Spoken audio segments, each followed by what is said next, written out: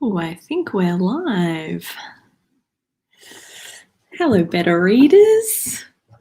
We'll just wait for people to come in.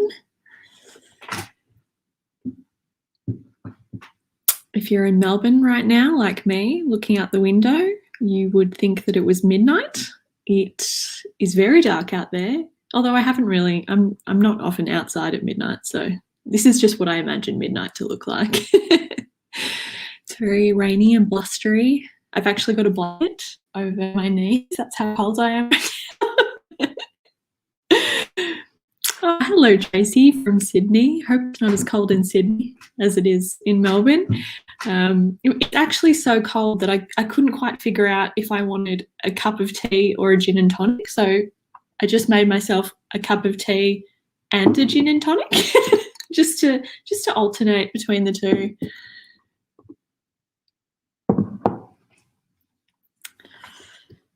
Just wait for a few more people and maybe I'll start. I haven't introduced myself yet. Hello, my name is Sinéad Stubbins. I'm a writer and editor from Melbourne and sometimes cultural critic. We've got a couple more people who have joined us. Hello, Kylie from Adelaide. Oh, 10 degrees. Yeah, that's rough. Tracy. Oh, so it's cold in Sydney too, Tracy. 11 degrees. Oh, gosh. I hope we're all wearing our thermals tonight. That's all I'll say. I hope you all have cups of tea and gin and tonics, both of them. What was I saying? Oh, yes, I'm a writer. And for the past 2 seasons, I've been in the writing room of The Weekly with Charlie Pickering on the ABC, the TV show. And I'm a debut author. I've just released my first book. It's called In My Defense, I Have No Defense. Here it is. Oh. And it came out 3 weeks ago now. Look, I don't even know what day it is. We're currently in lockdown in Melbourne. Maybe it came out yesterday. I'm not sure. We've got a few more comments. Christine says it's very cold in Lockwood, so stay warm. Trying to stay warm. Oh, Kylie's in a hoodie. Well done, Kylie. So, yes, my book has just come out. It's called In My Defense, I Have No Defense. And it's a non-fiction book about things going wrong, basically.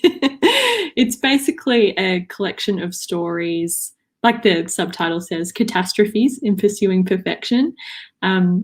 Stories about thinking that there's a correct, more perfect version of yourself just waiting in the wings. And if you had the perfect apartment or wore the right clothes or always knew what to say or were the sort of person who always had fresh flowers in the house or could cook the perfect roast chicken, then you would unlock that perfect version of yourself. Although I have always wanted to roast a whole chicken. So if anyone knows the secret to that, please leave it in the comments. Basically, I love writing stories about tiny humiliations that feel really big. You know, the sort of the moments in your life that keep you up at night and that, you know, you'll be having a shower and you'll think about it and you'll just cringe. So shower cringe moments are very big in my interest areas. Laura wishes she made a G&T. Well, Laura, there's still time. You can go and make yourself a G&T. That's okay. Kylie, thank you for your congratulations on my first book. What inspired me to be an author? The thing is, when I was really little, I've always written stories my whole life. I actually got a story in the book about a short story I wrote called Iceberg, which was basically a rip-off of the movie Titanic. And I thought I'd come up with the story for Titanic and conveniently wrote that short story the morning after I'd seen Titanic. So, yes, I was obnoxious even then. I think I assumed that everyone wanted to be an author when I was little. I just thought that's what we all wanted to do. And it was kind of only when I got older that I was like, oh, no, some people want to be doctors and lawyers and not everyone wants to stay at home writing silly stories about ship's sinking. So I've been a freelance writer for over a decade. I've written for publications like The Guardian and The Saturday Paper, The Big Issue, Frankie, and have done a lot of lifestyle and entertainment journalism in my life. But this was the first time I started writing for myself. I wanted to see what would come out if I wasn't writing for a specific publication and trying to adopt a certain tone. And so for every Saturday for a year, I would write myself stories.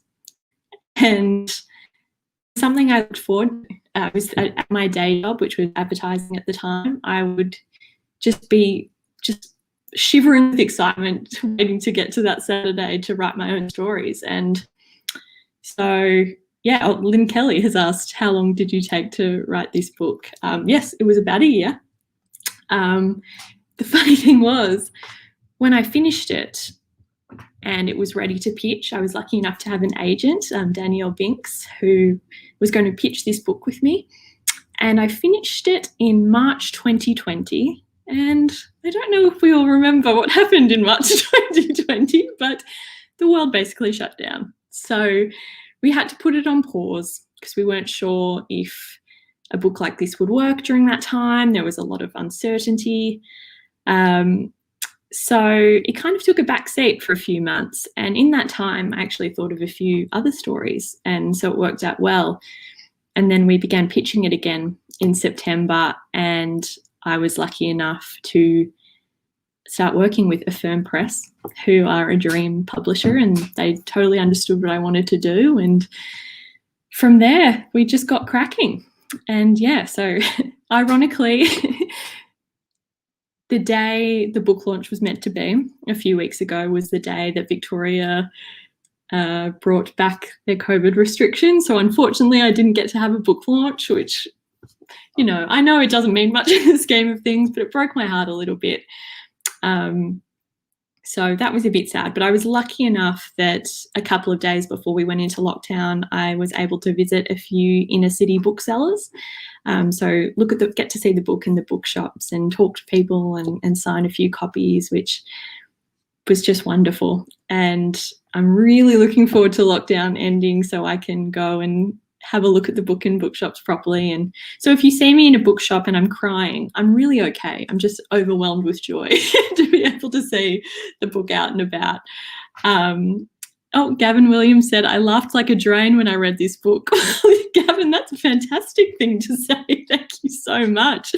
And Vicky has said, well done, love the storyline. Thank you, Vicky. I think one of the most gratifying things so far has been that even though we've been in lockdown and, it's a tricky time to release a book, and it's happened to so many authors over the last year and a half, I keep getting sent photos on social media of people reading it. And I've had quite a few people saying that they've had a particularly rough lockdown, and a silly book like this that is, just full of funny essays about me getting my heart broken and getting terrible haircuts and that sort of thing has kind of distracted them, which has been lovely. I've had photos and messages from people reading it in the bath and spilling red wine all over it, and someone reading it in a doctor's waiting room and saying it made them feel a bit better. And someone else sent me a photo of them reading it on school pickup, waiting for their kids to get out of class. And I'm just incredibly grateful that maybe it has come at the right time and is distracting people when they need a little bit of levity. Stephanie Steele says, this sounds really good. I empathise completely with those little niggly worries you get in the shower while trying to get to sleep. Oh gosh, isn't it terrible, Stephanie? I once had a friend who described it as an emotional hangover, just sort of this, it's a whole bodily experience, this shiver that you get like, oh God, why did I say that? Or what? And it could be something that happened yesterday. It could be something that happened 20 years ago. And I think we all get it. And the thing is, most of us we're so wrapped up in our own universes that we don't really notice other people stuffing up as much as we think that our stuff ups are noticed. So we should probably all be a bit more compassionate towards ourselves, I think. Oh, Tracy Anderson, do you think you might try fiction one day? Oh, actually, Tracy, I have been thinking of it a lot lately. I've got a few ideas in my head. One of my favourite writers, Meg Mason, who is very generous enough to blurb my book for me.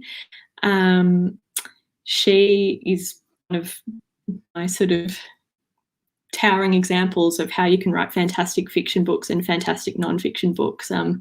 Her book, Sorrow and Bliss, has been one of my favourite books of the last few years. And previous to that, she's written fantastic non-fiction. So I definitely would love to give fiction a try one day. Earlier in the year, I wrote my first fiction short story for the Saturday paper, and that was a lot of fun. So if I'm lucky enough to have the opportunity, I definitely would like to try. Because the thing about fiction is that you don't have to change anyone's names. And in this book, I have had to change some people's names to protect their reputations. And I didn't want to have any awkward scenarios where my friends would go to work and people would know a lot more about them than they would want them to. So, yes, fiction would definitely be an option for me. Oh, Marin is saying, it must be so exciting to see your book in a bookstore. Yes, it was overwhelming. It was kind of this thing where we were in a rush because we were trying to hit as many bookshops as possible. And, you know, there was a bit of sadness in the air because people knew we were going to go back into lockdown. And we actually brought little Hague's chocolates with us to give to booksellers because we knew it was going to be a really rough day. But it was just sort of surreal. Like, I'm a huge reader myself. I always have been. I remember going to the library as a kid. My dad would take us to the library and I used to borrow the maximum amount of books that you were allowed to borrow, which I think at our local library was 23 for some reason. Seems a very arbitrary number. So I'd stand there with my big 23, I was probably like 9 or 10, 23 chapter books for the summer. So yes, it was an incredibly big deal to see it in bookstores, and I think also seeing it in a library will be a huge deal. I've actually just had a thought. We're talking about the jump from fiction to non-fiction. One of my biggest inspirations is Nora Ephron, may she rest in peace, who is the writer and director of several movies, including Sleepless in Seattle and When Harry Met Sally. And she wrote for magazines in the 60s and 70s and also released several collections. Actually have a few of them here. Some of my favourite Nora Ephron books. I Feel Bad About My Neck. If you guys have read that one, it's fantastic. And I Remember Nothing. That's also a really good one. And she also wrote, which is her fiction book, which is sort of a fictionalized account of the breakdown of her marriage. So it's a bit of a juicy one there. But yeah, the thing I loved about her books is that she has this ability to make really mundane moments somehow very poignant and funny and, you know, heartbreaking sometimes. And I just loved, you know, making personal issues universal is such a skill. And I think when I was writing my own book, I sometimes worried that the things I was writing about like heartbreak and losing jobs and losing friends and just worrying that I wasn't the right sort of adult. It felt trivial sometimes and I was worried about that. But then I sort of was like, hang on, I love reading stories like that. Like those are my favorite sort of stories.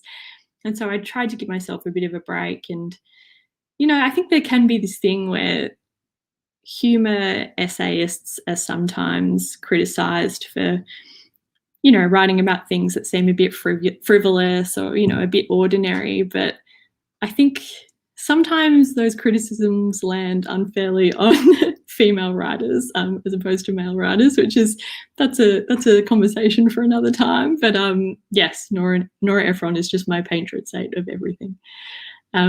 Oh, Sharon Hill has said, love the sound of your book. I've just requested it from my local library. Oh, thank you, Sharon. That just warms my heart. I hope it's in somebody else's 23 long stack of books. Laura has said, where do you think the pressure to be your best version of yourself comes from, and why is it often so difficult to live up to it? How does humour help you deal with failure? It's a great question. And for me, I think the best stories in life come from failure and disaster. I think stories of success are rarely interesting. I might be wrong, but I used to work in a bookshop actually years and years ago, and I tell you, the books about people's lives blowing up always sold way better than the books about the the big successes and the millionaires and that sort of thing. But I think we all feel pressure to be a better version, or to constantly keep improving ourselves. And I think we can't help but compare ourselves to other people, whether it's on social media or our friendship group or at our workplace. Perfectionism is a big issue for a lot of us, and not feeling like we're enough. And I think it's a shame, because it's the imperfect version of ourselves that are the most interesting. If we've smoothed all of our rough edges, we'd all be the same. It's those rough edges sort of bristling up against each other that makes things interesting. That was the authentic conclusion I came to while writing the book, and wondering why I've always tried to be a better version of myself and sort of failed miserably in a lot of ways, and in a lot of funny ways. So yeah, I think it's a big issue for a lot of us. Lynn Kelly, what authors do you like to read? Well, I think I've already mentioned a lot of them, but in terms of essays, I also love Samantha Irby, who's an American essayist. Jessie Klein is another essayist. David Sedaris is another great one. The book I'm reading at the moment, that actually I've got it just behind me, that was recommended to me, and I had it in my house, and I think I just misplaced it, is The Weekend by Charlotte Wood, which I've just started, and it's incredible. I can now see why everyone in my life recommended it to me, because it's electric from the very start. So if anyone's got any recommendations like The Weekend, please leave them in the comments, because I can't wait to read more of it. Let's see, who else have we got? Tracy says, I think reading stories like that can make us feel better about our own lives. Yeah, I totally agree with you, Tracy. And I think that's pretty much why I wrote it. I wanted it to be a companion for people, and to offer a bit of comfort in that, we'll do silly things sometimes. We try our best. We often don't succeed. Sounds like a Coldplay song, actually. I think I just recited a Coldplay song to you, Tracy. But, in the end, like I said, the imperfect version is the perfect version. And yeah, we should just forgive ourselves a little more, even though if you've read the book, or if you're going to read the book, you'll see I have a lot to forgive myself for, unfortunately.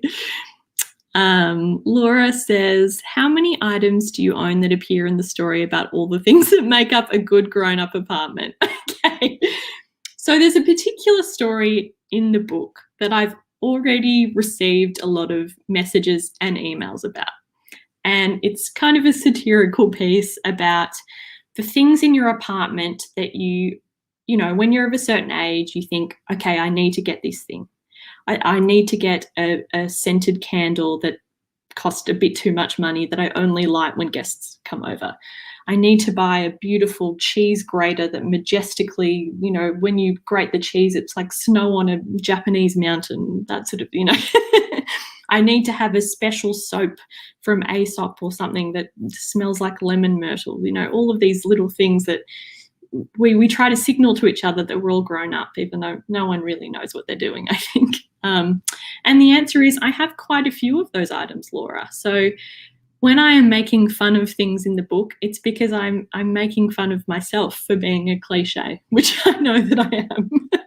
But, I think if we could all laugh at ourselves a little more, then we wouldn't waste so much money on $80 candles, and that we only light a couple of times a year. I think I'm going to ban myself from buying any more candles, because frankly, it's gotten ridiculous. Now, let's see. Oh, I've got a book recommendation from Jocasta. Jokas. I hope I'm saying that right. I really liked my last read, The Midnight Library by Matt Haig. Oh, I'll have to write that one down. Yeah, that's fantastic. I also recently read a collection of short stories called Hold Your Fire by Chloe Wilson. And I actually don't read that many collections of short stories, but I'm going to now. She's an Australian author. And it just blew me away, that her ability to make every story feel so complete, but also sort of cinematic. I could see it so clearly in my head. Was really fantastic. Yes. Oh, sorry. Phone going off over there. That's fine. Yeah, it's. I'm always on the hunt for new books because I go through them so quickly. So any recommendations would be wonderful.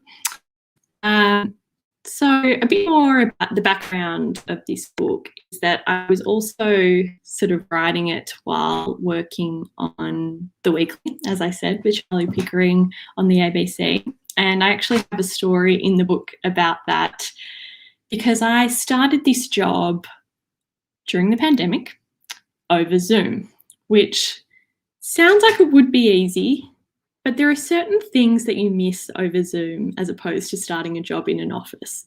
There are certain things that you pick up, like the hierarchy and the way people talk to each other. And so this resulted in me, for the first few weeks of this job, not really knowing who my boss was. I knew who my top boss was, but I didn't really know who my direct report was.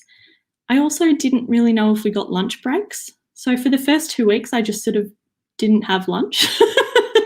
And I was too embarrassed to say, hey, do we all eat lunch now? Or do we? I just was petrified. And I'd never written for TV before. So it was not only the first time in this job, it was,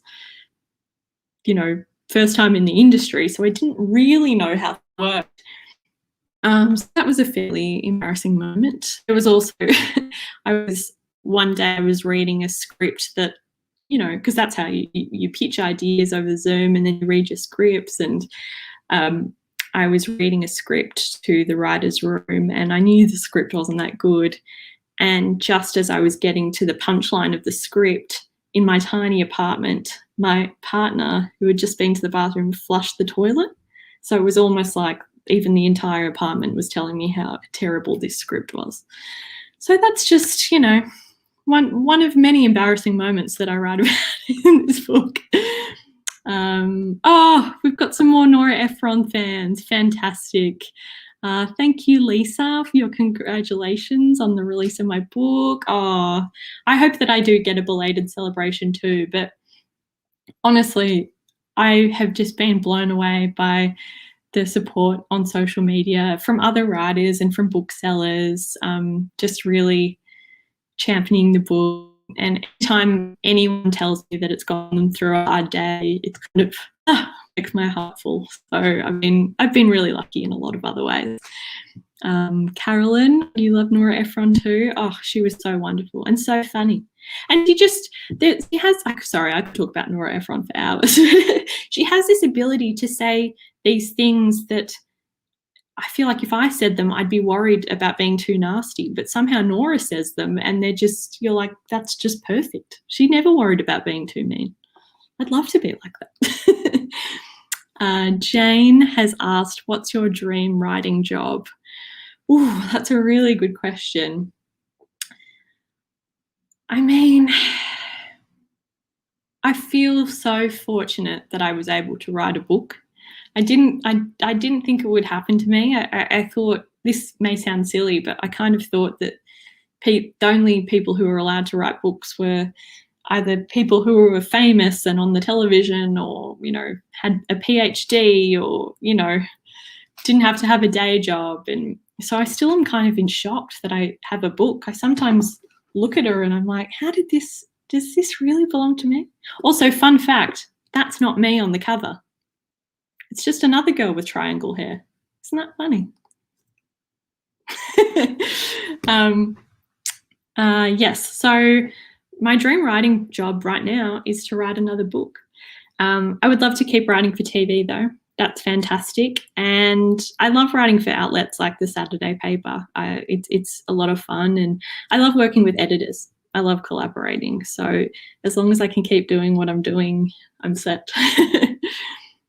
Laura has asked, have you had any surprising feedback from colleagues or acquaintances who have read the book?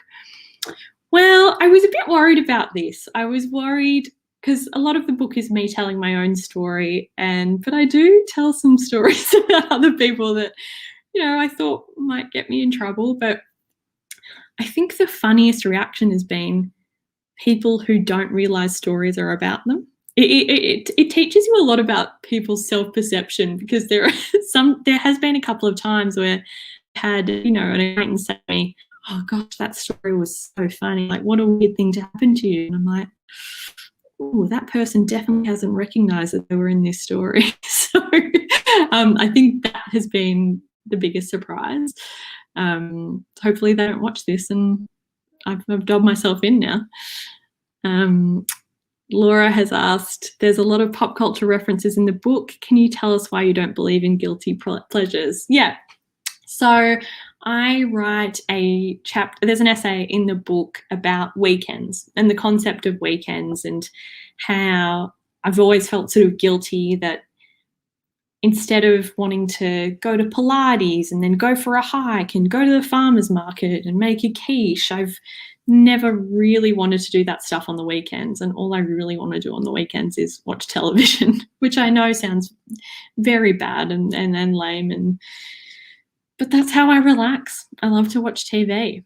And as a rule, I don't really believe in guilty pleasures, because I don't really think you should feel guilty for wanting to turn your brain off for a while and watch television. But there are a couple of shows that I do feel a little bit embarrassed to watch. There's a couple of teen TV programs, like there's this terrible one called 13 Reasons Why on Netflix that for some reason I've watched every episode, and it's just deeply embarrassing. So that's probably the closest thing I have to a guilty pleasure, but generally I feel a lot of shame about everything else in my life, so I don't know why the pop culture thing hasn't factored in. But I think we should be able to read what we want and watch what we want, and that's actually something that's come up a lot with the book, that I think people think that just because something is easy to consume, it's easy to make, which is not necessarily the truth. I think it's hard to be light, and it's hard to be funny, and can be a lot of depth in joy, and our brains actually need a break of like with all the darkness and things happening in the news. We actually need a little bit of frivolity to keep going. So people can believe in guilty pleasures and can not agree with me and get annoyed at frivolity, but that's what I think. I think we all need a little bit of a break sometimes. Actually, speaking of a little break, I think we're almost out of time. I'm getting the wrap up.